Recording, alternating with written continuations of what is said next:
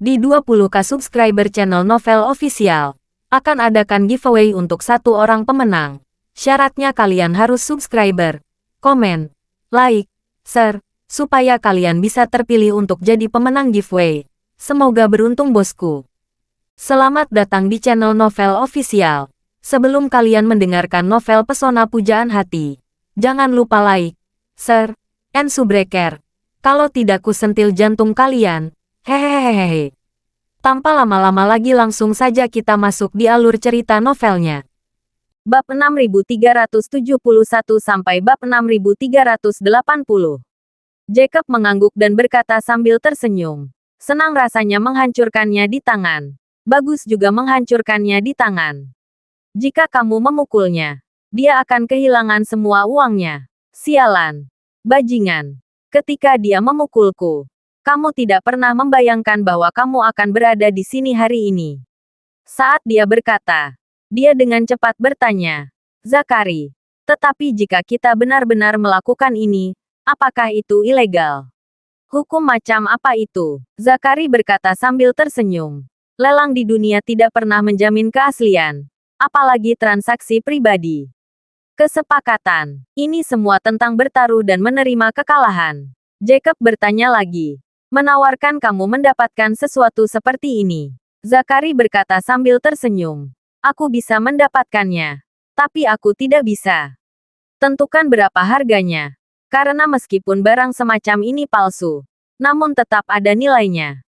Sebaliknya, semakin realistis, semakin mahal harganya. Saat dia berbicara, Zakari menjelaskan, benda ini seperti uang kertas palsu.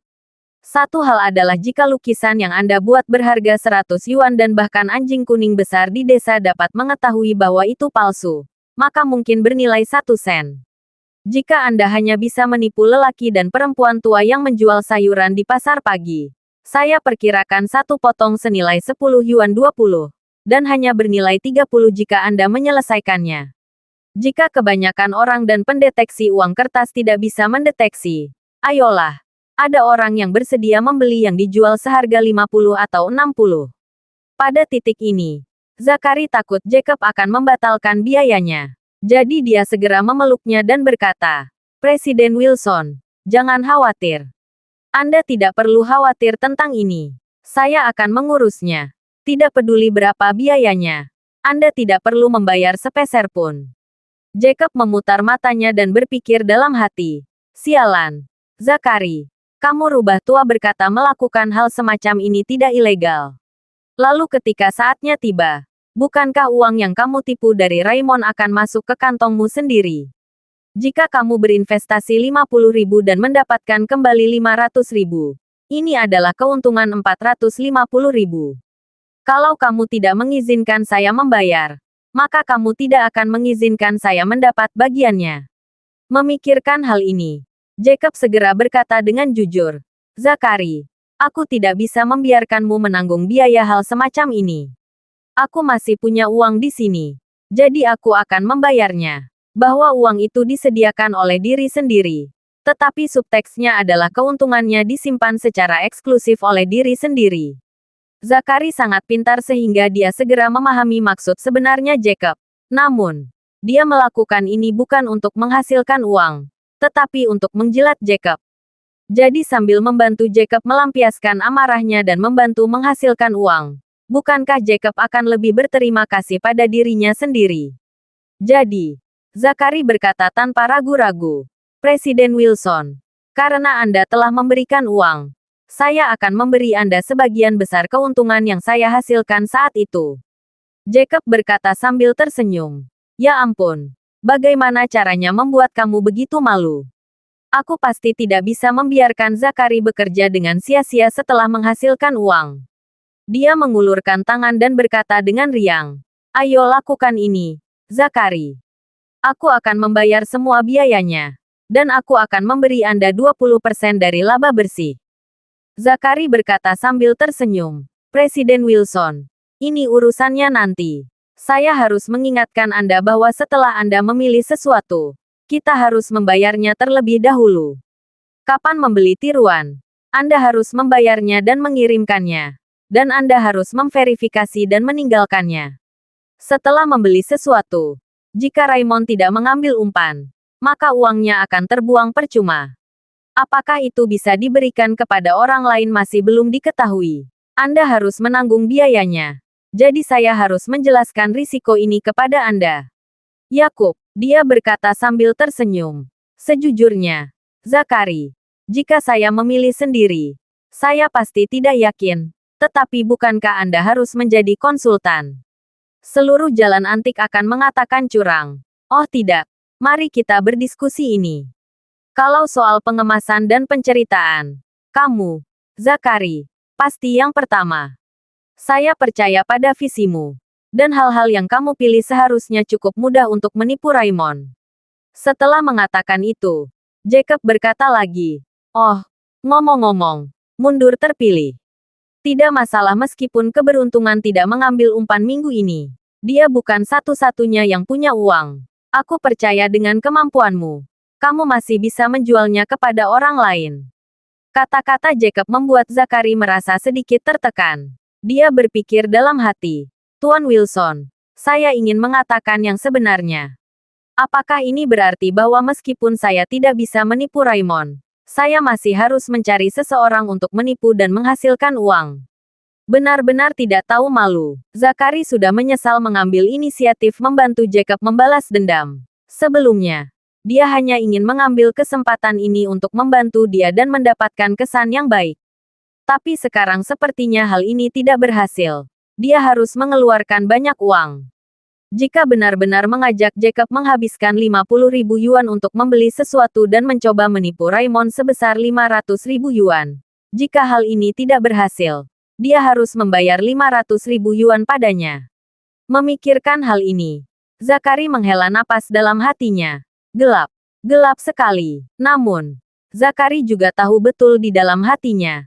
Sialan hal semacam ini. Tidak ada panah mundur. Dan tidak perlu minum obat penyesalan. Karena masalah ini telah mencapai titik ini.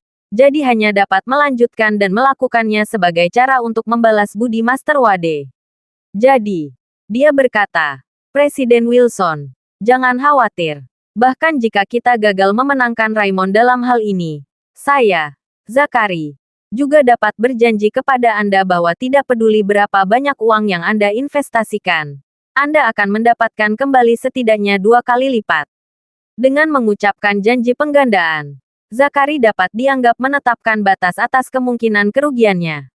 Tujuannya adalah untuk menipu Raymond hingga ratusan ribu. Jadi investasi maksimum dalam masalah ini hanya 100.000 yuan. Jika melebihi 100.000 yuan, tidak akan menghemat biaya. Dia tidak bisa menghabiskan $100 untuk membeli uang $100 palsu dan kemudian mencari toko untuk membelanjakannya. Bukan. Bukankah itu hanya penyakit? Untuk biaya 100.000 yuan, Jacob harus membayarnya. Jika Raymond menolak mengambil barang itu, dia akan memberikan 200.000 yuan kepada Jacob. Jika barang itu dapat menemukan korban berikutnya, dia akan tetap mendapatkan sejumlah uang dan tidak akan kehilangan uang. Jacob baru saja menerima $250.000 AS dari Claire dan Charlie kemarin. Dia memiliki uang di rekeningnya dan kepercayaan di hatinya. Jadi dia berkata dengan gembira, "Zakari, kalau tidak, kamu lebih dapat diandalkan. Lihat, kapan kamu pergi untuk melihat sesuatu? Belum terlambat untuk melakukan ini. Saya akan ke Dubai dalam 2 hari. Saya ingin menyelesaikan masalah ini sebelum saya pergi ke Dubai." Zakari juga mengambil risiko dan berkata dengan cepat, "Presiden Wilson, karena ini lebih cepat daripada terlambat. Ayo pergi ke sana sekarang." Jacob menamparkan meja. "Ayo pergi." Zakari telah berkecimpung di jalan antik selama bertahun-tahun. Berbagai saluran serta koneksi memang di luar jangkauan orang biasa. Namun, ada banyak sumber daya kelas atas yang telah ia kenal sebelumnya. Tetapi belum pernah ia mampu untuk memasukkannya ke dalam. Misalnya, beberapa pengrajin ahli yang muncul dalam pembuatan barang antik palsu kelas atas seringkali berkumpul dengan pedagang barang antik yang memiliki pelanggan besar dan memiliki status sosial dan industri yang relatif tinggi. Orang-orang seperti itu meremehkan orang kecil seperti Zakari. Bahkan jika Zakari dapat melihat saat itu, mereka tidak akan melihat ke arah Zakari sama sekali. Jika orang-orang ini semua adalah raja narkoba besar, maka Zakari adalah bajingan kecil yang berkeliaran di klub malam dan menjual mainan bobblehead. Tapi Zakari tidak lagi seperti dulu. Dia adalah penasihat militer Albertier. Koneksi serta statusnya di Aurus Hill jauh melampaui orang biasa. Jadi ketika dia menelepon salah satu master senior, pihak lain bahkan tersanjung dan mengundang Zakari mengunjungi studionya untuk berdiskusi secara mendetail. Jadi, Zakari berkendara ke sana bersama Jacob. Apa yang disebut studio milik pihak lain sebenarnya adalah sarang pemalsuan dan pengolahan sekunder peninggalan budaya dan barang antik. Karena industri ini teduh, lokasi sarang lawan juga sangat memukau. Tempat ini berada di desa di bawah jembatan jalan raya. Jika berjalan 2 langkah ke depan dari desa, akan berada di provinsi sebelah. Zakari merasa Rolls-Royce culinan milik Jacob agak terlalu mencolok di daerah pinggiran kota pedesaan ini. Dia mengendarai mobilnya sendiri dan mengajak Jacob ke sana. Meski desa tersebut berada tepat di sebelah jembatan jalan raya, namun kedua persimpangan jalan raya tersebut berjarak 7 atau 8 kilometer dari desa. Sehingga mereka keluar dari jalan raya dan berkendara di jalan kabupaten yang berkelok-kelok dan sempit beberapa saat sebelum akhirnya sampai di pintu masuk desa. Saat ini, di pintu masuk desa, seorang pria berusia 40-an dengan janggut panjang sudah menunggu dengan hormat. Melihat Zakari datang, dia melangkah maju dan berkata kepada Zakari, "Saudara Zakari, kamu di sini. Parkir saja di pintu masuk desa dan ayo masuk. Tidak jauh, hanya beberapa ratus meter." Zakari mengangguk. Dia memarkir mobilnya di pinggir jalan dan berkata kepada Jacob, "Presiden Wilson, ayo turun." Jacob dengan cepat menyampaikan suaranya dan berkata, "Jangan panggil aku Presiden Wilson. Semakin rendah hati lebih baik. Perkenalkan aku nanti. Katakan nama keluargaku Han." Setelah mengatakan itu, dia dengan cepat melontarkan, bah, apa nama keluarga Han? Katakan saja nama keluargaku adalah Murong. Dan aku seorang pedagang barang antik dari Sudbury." Zakari mengangguk berulang kali. "Oke. Tuan Murong, kan?" "Ya." Jacob tersenyum puas. Nama belakangnya masih bagus. Dan pendengarannya luar biasa. Setelah kesepakatan dibuat, kedua orang itu membuka pintu dan keluar dari mobil. Dan pria itu sudah ada di sana. Tunggu dengan hormat tidak jauh dari situ. Melihat mereka berdua turun dari mobil, dia mendorong ke depan untuk menyambut mereka dan berkata sambil tersenyum, "Ikutlah denganku. Kalian berdua." Zakari melihat sekelilingnya dan mengutuk. "Guru Chess, tempat yang kamu pilih juga jauh. Jalannya tidak mudah untuk dilalui. Jalan menuju desa sangat sempit. Dan selalu ada orang yang memarkir mobilnya di pinggir jalan. Butuh banyak usaha untuk masuk ke desa." Pria yang dikenal sebagai guru Chess berkata sambil tersenyum, "Saudara Zakari, kamu tidak tahu. Kami sengaja memilih tempat ini. Dan 2 orang yang parkir di pinggir jalan ketika kamu masuk tadi diatur oleh kami. Dengan cara ini, saat Anda naik mobil, tidak peduli apakah setiap orang harus memperlambat kecepatan. Dan orang-orang kami juga memiliki kesempatan untuk mengamati latar belakang pihak lain. Jika itu polisi atau orang berpakaian preman yang diam-diam mengirimi pesan, kami akan menggiurkan." Zakari tiba-tiba menyadari. Menghela napas. "Kamu benar-benar berhati-hati." "Itu benar." Pihak lain memperkenalkan. "Dalam industri kita, terlalu mudah untuk menyinggung perasaan orang dan memiliki keutuhan psikologis yang kehilangan uang. Kita harus waspada terhadap mereka yang membalas dendam kepada kita atau memanggil polisi untuk menangkap kita. Keuntungan terbesar memilih tempat seperti ini adalah mudah untuk disimpan dan sulit ditemukan dan ditangkap." Saat dia berbicara, dia menunjuk ke jembatan jalan raya tidak jauh dari sana dan menjelaskan kepada Zakari, "Sebenarnya, cara tercepat untuk sampai ke sini bukanlah dengan keluar dari jalan raya lalu berbelok ke jalan pedesaan, tetapi langsung memilih ketinggian yang relatif di jembatan jalan raya. Menepi di tempat yang relatif rendah dan menggulung pagar untuk sampai ke sana. Ini pertama kalinya Anda ke sini lewat jalan raya." Kemudian, pihak lain melanjutkan, "Masuk. Hanya ada satu jalan di desa yang bisa digunakan mobil. Dan ada 2 pintu masuk. Satu di selatan dan satu lagi di utara. Orang melihat peta. Mereka pasti akan berpikir bahwa mereka dapat menangkap penyu di dalam guci dengan menghalangi bagian depan dan belakang. Tetapi kenyataannya, ketika mereka melakukannya, kami tidak perlu meninggalkan desa sama sekali memanfaatkan waktu untuk menjelajahi mobil. Kami memanfaatkan momen ini untuk naik ke jembatan jalan raya dan pergi. Zakari bertanya sambil bertanya, apakah Anda akan berjalan kaki dari sini? Pihak lain berkata sambil tersenyum. Di persimpangan tempat Anda keluar dari jalan raya, berkendara sejauh 4 km dan ada area servis.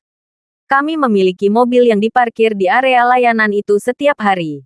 Dan ada saudara yang menjaganya. Dalam kasus mana saja, jika Anda menginjak pedal gas dan mencapai 120, Anda dapat mencapai pinggir jalan dalam waktu kurang dari 2 menit. Zakari tercengang dan tidak bisa tidak mengagumi. Saya pernah mendengar bahwa Anda adalah tim paling profesional di selatan. Saya tidak memiliki kesempatan sebelumnya. Jauh di lubuk hati, saya telah melihatnya hari ini. Sungguh luar biasa. Guru Chess berkata dengan rendah hati. Jangan berani. Kami terpaksa makan. Setelah itu, dia bertanya, ya, Saudara Zakari, apa yang Anda perlukan ketika Anda datang menemui saya hari ini? Zakari menunjuk ke Jacob untuk hadir dan memperkenalkan. Ini adalah teman baik saya, Tuan Murong, yang berangkat ke bisnis barang antik di Sudbury. Saya di sini hari ini. Saya membawanya ke sini hanya untuk melihat apakah Anda memiliki sesuatu yang baik yang dia sukai. Guru Chess tidak dapat mengetahui latar belakang Jacob. Melihat Zakari begitu sopan dan memuji dia. Saya pikir dia pasti orang yang hebat. Jadi dia berkata dengan hormat. Hai, Tuan Murong. Halo. Saya selalu mendengar novel seni bela diri yang menyebut Gusu Murong dan Gusu Murong. Saya tidak menyangka bahwa bukan hanya nama keluarga Anda, Murong, tapi kamu juga dari Sudbury. Aku senang bertemu denganmu. Jacob mengangguk dan tersenyum.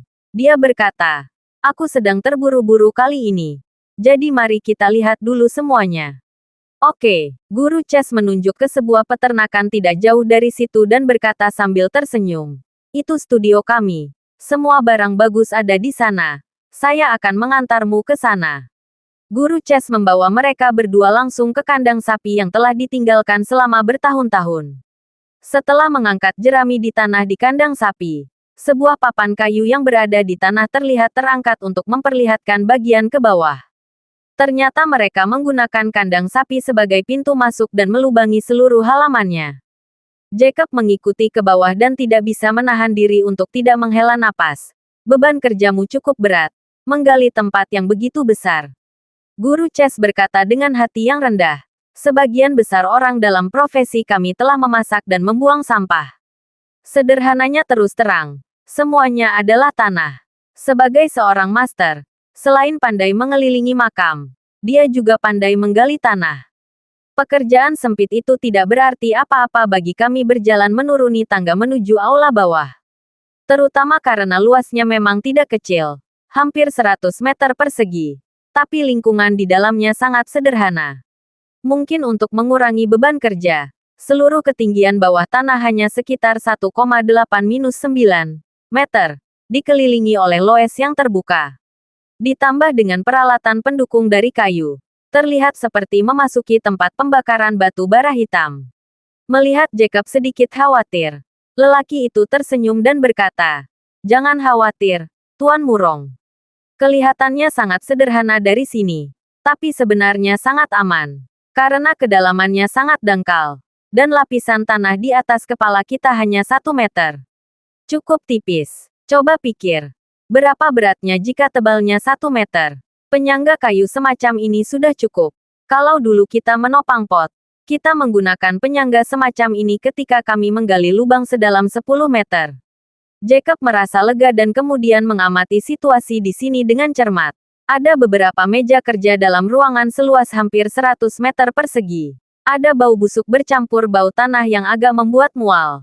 Di depan meja kerja itu, beberapa teknisi sedang menguasai kepala dan memainkan barang-barang di tangan mereka.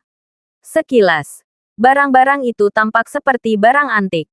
Zakari juga sedikit kagum dengan skala tempat ini. Jadi dia berkata kepada guru Chess, "Perkenalkan Tuan Murong." "Oke," guru Chess berkata dengan cepat.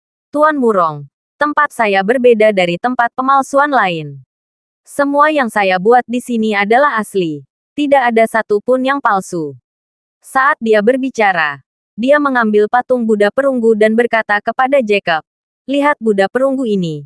Kami baru saja menyelesaikannya minggu ini. Bentuknya sesuai dengan ciri-ciri patung Buddha perunggu dinasti Ming. Pengerjaannya juga sangat indah dan pesonanya sangat bagus. Namun kenyataannya, itu adalah patung Buddha perunggu yang kami kumpulkan pada akhir dinasti Qing dan awal Republik Tiongkok yang meniru dinasti Ming. Keahlian dan detailnya memang sempurna. Adalah karya terbaik. Tetapi pemilik sebelumnya tidak memahaminya dengan baik hiasan di rumah. Dan akan selalu mengelapnya jika tidak terjadi apa-apa. Setelah dilap, kulitnya hilang. Dan kelihatannya tidak terlalu bagus dan dijual sebagai barang dari dinasti Ming. Jacob tidak tahu banyak tentang perunggu. Dia bertanya, bagaimana jika memperlakukannya sebagai sesuatu dari dinasti Ming? Kalau dijual, apakah orang lain mempercayainya? Guru Chess tersenyum dan berkata, "Kami punya cara kami sendiri." Kemudian dia mengambil alas tembaga dari samping dan berkata, "Lihat ini." Jacob mengambil tembaga itu. Dia membukanya dan melihat bagian bawahnya. Di atasnya terukir tulisan dibuat pada tahun Xuande dinasti Ming. Guru Chess menjelaskan, "Jangan lihat patung perunggu kami. Mungkin usianya baru 100 tahun. Tetapi alas di tangan Anda adalah alas tembaga dinasti Ming yang serius. Hanya saja alas ini pada awalnya dilengkapi dengan sesuatu. Kami tidak tahu. Ketika kami sampai, kami hanya memiliki alas ini. Anda juga harus tahu bahwa meskipun dinasti Ming perunggu cukup berharga, tetapi tidak ada dewa, hanya pangkalan. Seberapa berharganya itu bagi kami? Saya menghabiskan 38.000 yuan untuk membeli alas ini, dan menggunakan alas ini dengan patung perunggu tua ini. Bukankah itu akan menjadi satu set? Dan jangan lupa, sayangnya ini adalah satu set lengkap dinasti Ming.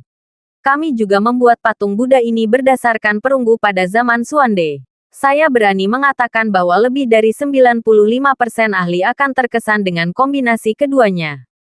Jacob segera bertanya kepadanya, "Kalau begitu set seperti itu asli, berapa nilainya?" Guru Chess berpikir sejenak. Barang perunggu dari zaman Xuande dinasti Ming memiliki jenis tertentu, dan bentuk serta produksinya sangat indah pasti akan dilelang.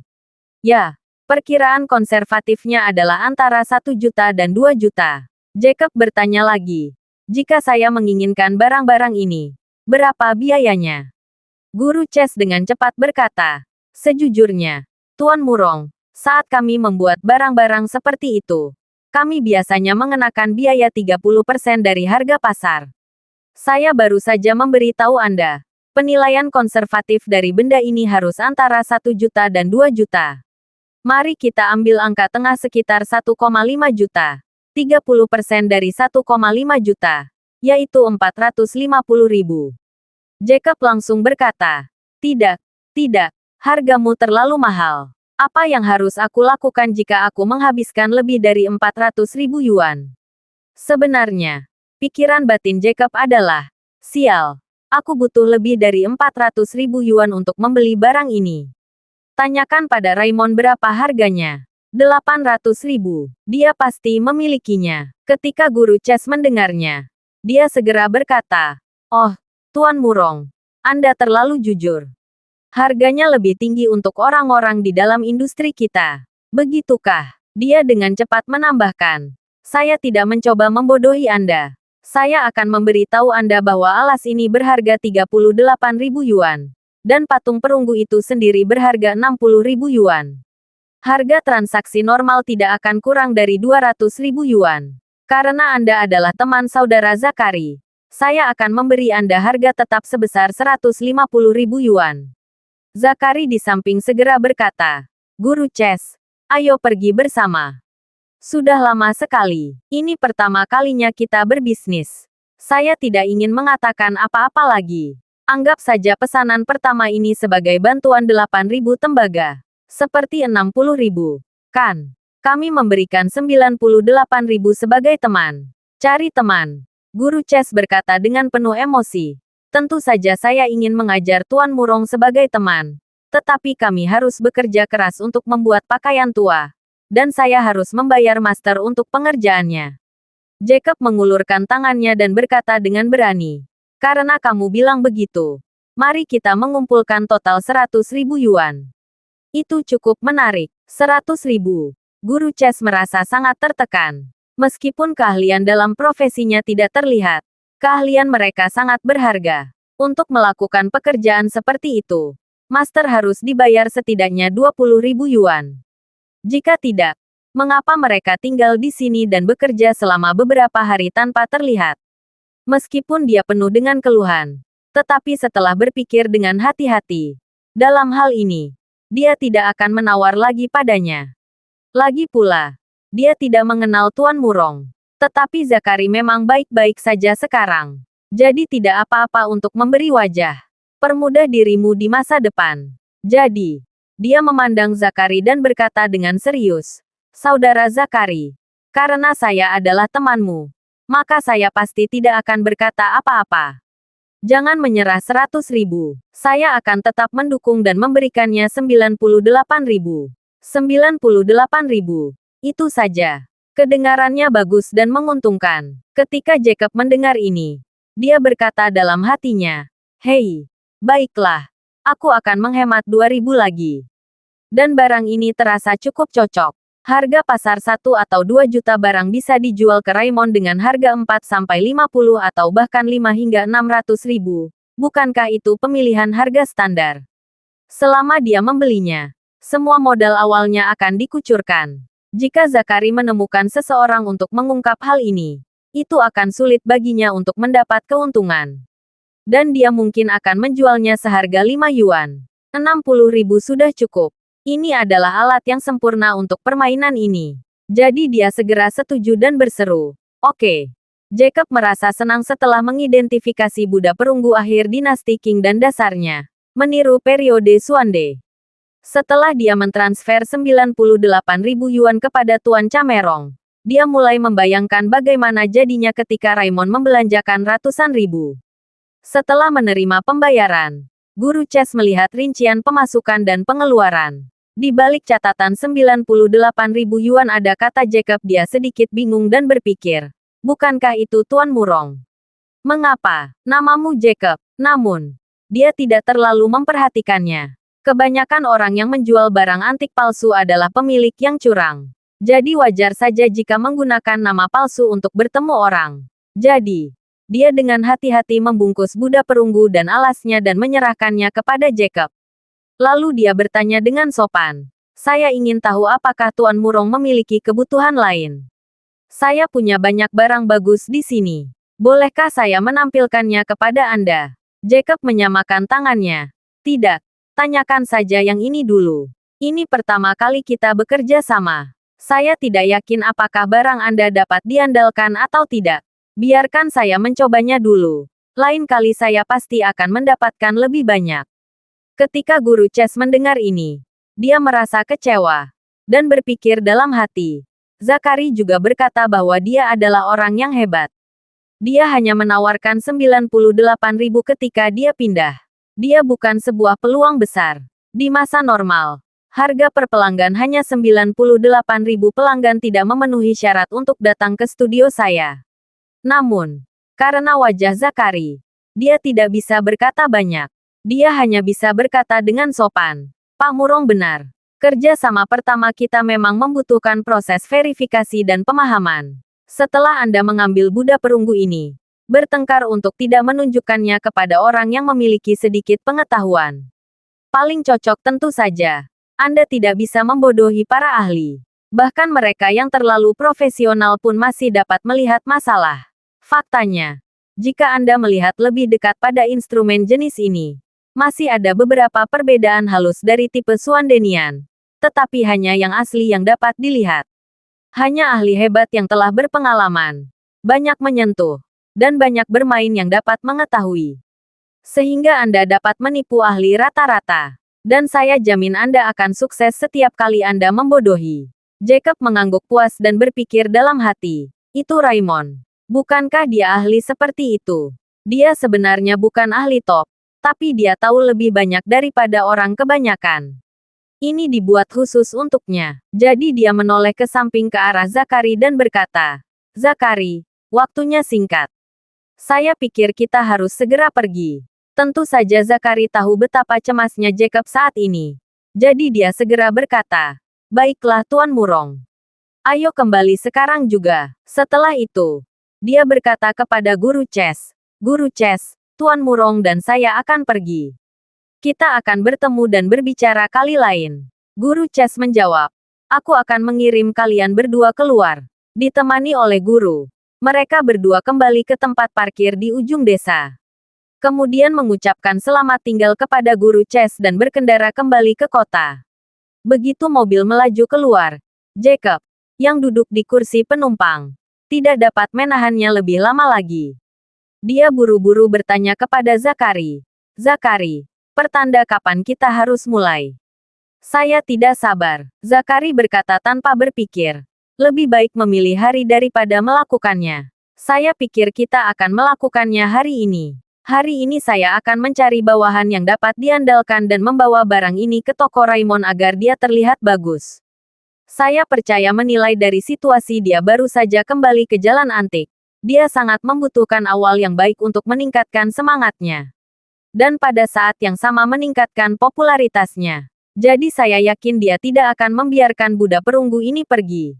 Jacob mengangguk berulang kali dan berkata sambil tersenyum, "Menurutku begitu. Hari ini adalah hari yang paling tepat.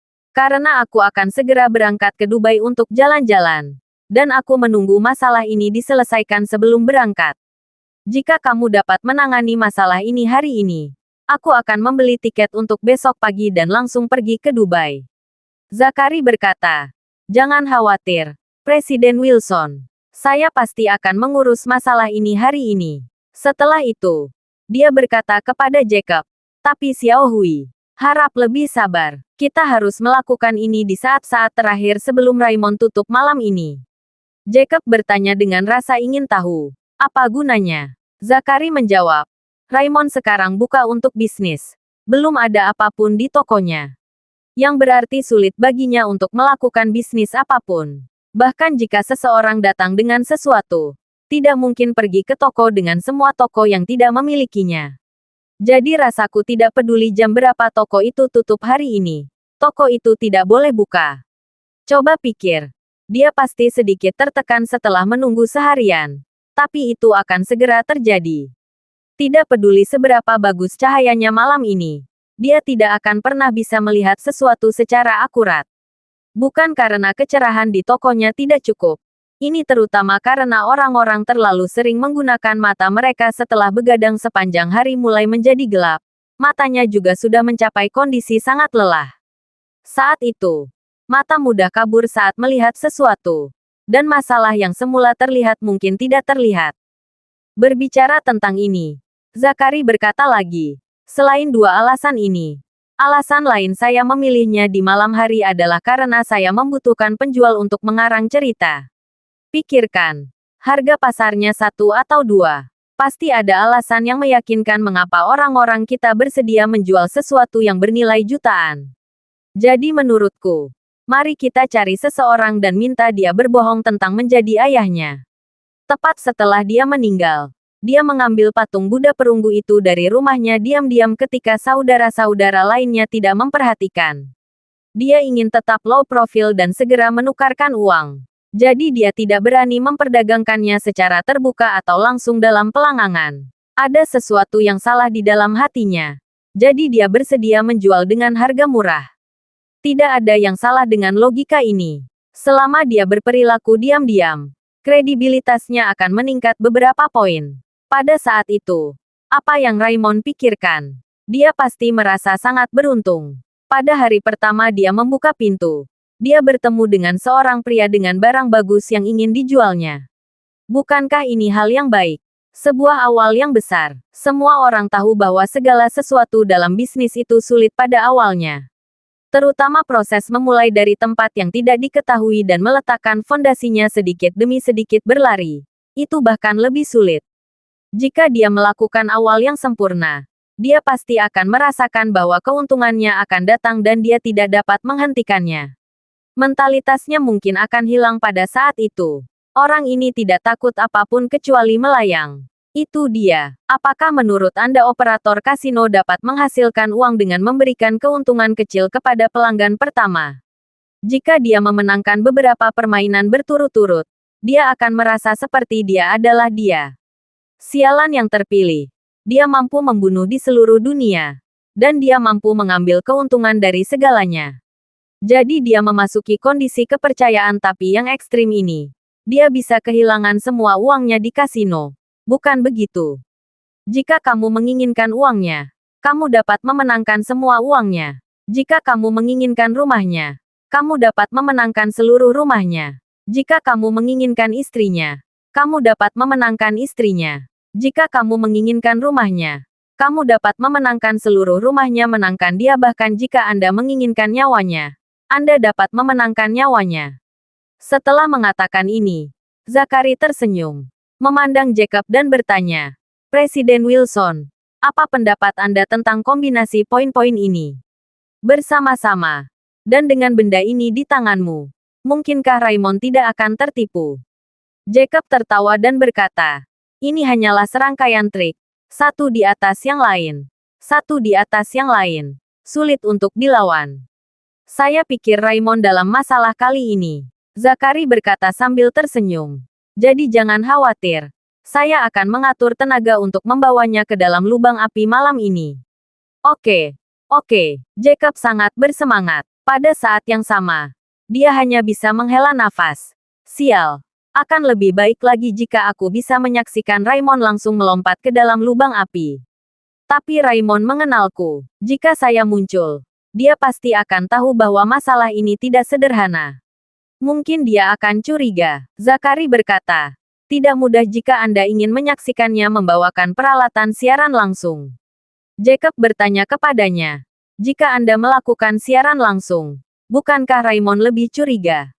Zachary berkata, Presiden Wilson, peralatan siaran langsung yang saya bicarakan adalah jenis peralatan siaran langsung yang tidak dapat dia temukan meskipun Anda memberikan 100 mata. Misalnya, jika Anda melihat ponsel Anda pasti tahu lubang jarum yang membuka slot kartu SIM, bukan? Tahu, Jacob mengangguk. Bukankah itu tempat di mana aku ingin menyodoknya dengan klip kertas? Ada apa? Zachary berkata secara misterius. Sekarang ada perangkat yang dapat menyembunyikan kamera di lubang jarum klip kertas. Dan kamera juga dapat dihubungkan ke ponsel. Dan konten yang ditangkap oleh kamera dapat direkam secara real-time melalui jaringan ponsel. Saat langsung siaran keluar, orang yang saya cari hanya perlu meletakkan ponselnya ke samping setelah memasuki pintu. Lalu kita tinggal menonton siaran langsungnya di ponsel di dalam mobil. Jacob berseru. Sial, ada hal seperti itu. Bagaimana kamera bisa ditempatkan di lubang jarum sekecil itu? Zachary tersenyum dan berkata, lubang jarum kartu SIM di ponsel. Saluran masuk udara di bagian bawah pemantik api tahan angin. Lubang pengisian daya catu daya seluler. Ada banyak hal yang hanya tidak dapat Anda pikirkan. Dan Anda tidak dapat melakukannya tanpa mereka. Luar biasa. Jacob mengacungkan jempol dan berseru. Kenapa ini luar biasa? Maka saya akan dapat menyaksikan Raymond masuk ke dalam jebakan dengan mata kepala sendiri dengan penuh kegembiraan. Karena Zachary juga berjanji akan memberikan bantuan kepada Yorick dari Vintage Deluxe. Dia membuat perjanjian dengan Jacob bahwa mereka berdua akan bertemu di tempat parkir di luar jalan antik sekitar pukul 7 malam. Setelah itu, Zachary pertama-tama mengirim Jacob kembali ke Asosiasi Lukisan dan Kaligrafi. Kemudian dia memilih seorang adik laki-laki yang pandai dan bertanya pada diri sendiri dengan alur dan plot. Kemudian membawa barang-barangnya ke Vintage Deluxe. Adik laki-laki yang dipilih oleh Zachary menemuinya di kantor sesegera mungkin. Segera setelah mereka bertemu, Zachary menjelaskan kepadanya secara rinci apa yang perlu dia lakukan malam ini dan membantu mengklarifikasi semuanya secara detail. Dan dia memang memiliki cara yang bagus dalam menilai orang. Meskipun adik laki-laki yang dia pilih belum pernah melakukan hal semacam ini, dia memulainya dengan sangat cepat. Dia bisa menghafal seluruh naskah dan mampu melakukannya dengan sempurna. Setelah memastikan tidak ada yang salah dengan orang ini, Zakari menelepon Yorick. Segera setelah panggilan telepon masuk, Yorick adalah orang pertama yang bertanya, "Saudara Zakari, bagaimana kemajuan dari masalah yang kita bicarakan?" Zakari tersenyum dan berkata, "Semuanya telah diatur. Baik hal-hal maupun orang-orangnya telah ditemukan. Sebentar lagi. Dan ketika sudah hampir pukul 6.30, saya akan meminta untuk membawa barang-barang itu ke toko Anda terlebih dahulu. Anda harus mengambilnya secara langsung. Dan Anda harus mengambilnya sendiri." Yorick berkomentar, "Saudara Zakari, jangan khawatir. Saya sudah melakukannya. Semuanya sudah siap. Pemantauan sudah didibak.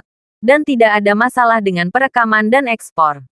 Setelah itu, dia segera bertanya, "Ngomong-ngomong, Saudara Zakari, tolong jelaskan naskah ini kepada saya.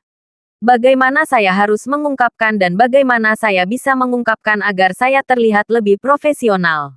Zakari berkata, "Baiklah, akan saya jelaskan. Ambil pena dan kertas dan tuliskan poin-poin penting. Jangan lupakan itu." "Tidak masalah." Yorick bersemangat dan dengan cepat mengambil pena dan kertas, mendengarkan dan mengingat. Di tengah mendengarkan, sudut mulut seperti semangka matang dan goreng, tidak bisa menutup sama sekali. Setelah mendengar bagian kedua, dia bahkan meletakkan pena dan kertasnya, lalu memegang ponselnya di antara wajah dan bahunya, mau tidak mau mencengkeram tangan, dan berseru, "Saudara Zakari, kamu sungguh jenius. Kamu bisa naik dengan metode seperti itu. Orang bernama Raymond itu pasti akan tamat." Zakari terkekeh. Dan setelah memperkenalkan seluruh rencana, dia berkata kepadanya, "Kamu harus ingat untuk tidak memberi tahu siapapun tentang hal ini.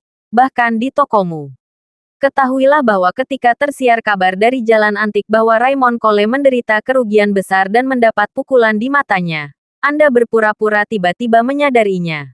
Lalu kamu membawa kamera pengintaian dan mengirimkannya ke kolega agar mereka dapat melihat dengan jelas dan mengambilnya sebagai petunjuk. Dengan cara ini, reputasimu sebagai orang yang bermata tajam dan memiliki kemampuan profesional yang jauh lebih baik daripada Raymond akan menyebar dengan cepat. Jika masalah ini sampai ke telinga Nona Moore, posisimu akan aman." Yorick berkata dengan penuh semangat, "Saudara Zakari, Anda telah banyak membantu saya. Saya tidak tahu bagaimana harus berterima kasih. Jangan khawatir. Saya pasti akan memberi Anda amplop merah besar setelah semuanya selesai." Zakari tersenyum dan berkata dengan santai, "Selama kamu punya hati." Setelah mengatakan itu, Zakari berpikir dalam hati, apa yang disebut amplop merah besar hanya 10 atau 20 ribu jika bertahan. Saya berharap Raymond tidak memilikinya. Saya tidak tertipu dengan masalah ini hari ini. Saya harus membayar setidaknya 100.000 yuan ke pihak Jacob. Ketika hampir jam 6, Elaine menelepon Jacob dan bertanya dengan penuh kasih sayang, "Hei, suamiku, apa yang ingin kamu makan malam ini? Aku akan menyiapkannya untukmu terlebih dahulu." Jacob terkekeh dan berkata, "Sayang, temanku ada yang harus dilakukan malam ini. Jadi aku tidak akan pulang untuk makan malam." Elaine bertanya dengan santai, "Ada apa? Kamu terdengar sangat bahagia." Jacob berkata sambil tersenyum, "Jika hal ini selesai, aku mungkin mendapat 3 atau 400 ribu. Jika itu terjadi, aku akan membelikanmu cincin berlian besar sesampainya di Dubai." Elaine mendengar bahwa dia bisa mendapatkan ratusan ribu. Dia langsung bertanya dengan penuh semangat, "Benarkah? Bisnis apa yang kamu lakukan untuk mendapatkan uang sebanyak itu?" Jacob tersenyum dan berkata, "Jangan-jangan biarkan rahasianya terungkap. Aku akan melakukan sinkronisasi setelah ini selesai." Elaine buru-buru bertanya, "Kalau begitu, apakah kamu sudah memutuskan kapan kita akan pergi ke Dubai?" Jacob berkata, "Apakah kamu bisa datang tergantung malam ini. Terlepas dari apakah dia bisa datang atau tidak, kita akan berangkat besok pagi. Saya sudah memesan penerbangan dan memesan hotel di Burj Al Arab Bintang 7 yang saya ceritakan sebelumnya. Saya melihat orang-orang membual tentang betapa mewahnya hotel Bintang 7 itu di internet setiap hari. Jadi saya akan melihat betapa hebatnya hotel itu." Ketika Elaine mendengar ini, dia menari dengan gembira. Ya Tuhan, bagus sekali. Saya hanya ingin segera pergi. Seharusnya sibuk malam ini. Dan saya akan segera mengemasi barang-barangku. Dia berkata sembarangan. Bawalah lebih sedikit barang bawaan. Selain kebutuhan, kita bisa membeli sisanya saat kita sampai di sana. Baiklah, Elaine begitu bersemangat hingga dia berkata, kalau begitu cepatlah sibuk. Jalani urusanmu. Aku akan mengemasi barang-barangku. Charlie berada di Villa Champ-Élysées di tengah gunung. Kakek dan kedua pamannya masih membahas kerjasama investasi di Eastcliff. Dia secara khusus meminta Charlie untuk menghabiskan lebih banyak waktu dengan wanita tua itu masih berlatih mengendalikan energi spiritual di villa lain. Jadi Charlie langsung datang ke sini. Awalnya, dia berencana untuk segera kembali ke kota. Pergi ke perusahaan Claire untuk menjemputnya. Lalu pulang untuk makan malam bersama.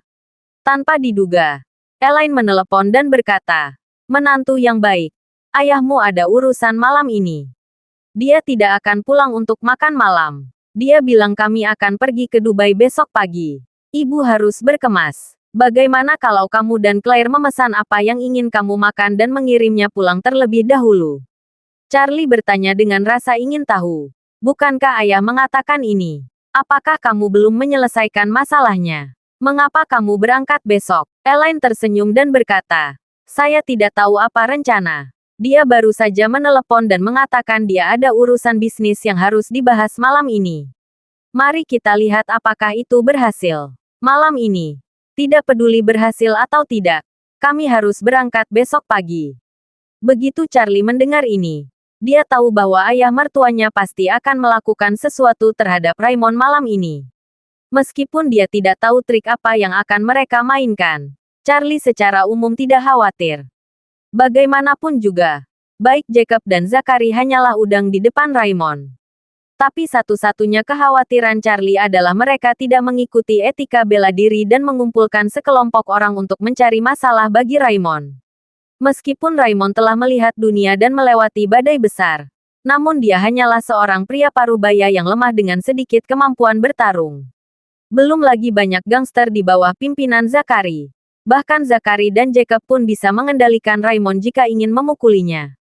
Jadi Charlie memutuskan untuk pergi ke jalan antik dengan tenang dan mengawasinya secara diam-diam. Dia bisa menghentikan mereka. Memikirkan hal ini, dia berkata kepada Elaine, Bu, saya tidak akan kembali makan malam ini. Saya akan memberitahu Claire nanti bahwa kalian berdua bisa memesan sesuatu untuk dimakan malam ini. Elaine tidak peduli. Terutama karena dia tidak bisa mengurusnya. Saat memasak, dia takut Charlie tidak akan makan apapun ketika dia kembali dan dia akan merasa tidak puas. Karena Charlie tidak akan kembali untuk makan, maka apapun yang terjadi akan baik-baik saja. Jadi dia tersenyum dan berkata, menantu yang baik, karena kamu juga sibuk. Kamu harus sibuk dengan urusanmu. Aku akan menelepon Claire dan meminta memesan apapun yang dia mau. Kami berdua akan makan di rumah. Oke, Bu. Marvin menutup telepon. Mengucapkan selamat tinggal pada neneknya. Dan pergi ke jalan antik. Setelah tiba di jalan antik, dia berjalan berkeliling dengan memakai masker dan menemukan Zen Baoxuan milik Raymond. Zen Baoxuan masih belum memiliki papan nama saat ini. Hanya Raymond yang mengemasnya. Selain rak-rak tua dan lemari pajangan, tidak ada produk yang dijual Trek. Saatnya mempersiapkan secara perlahan. Charlie tidak masuk untuk mengganggunya. Tapi pergi ke kedai teh tidak jauh secara diagonal di seberang jalan.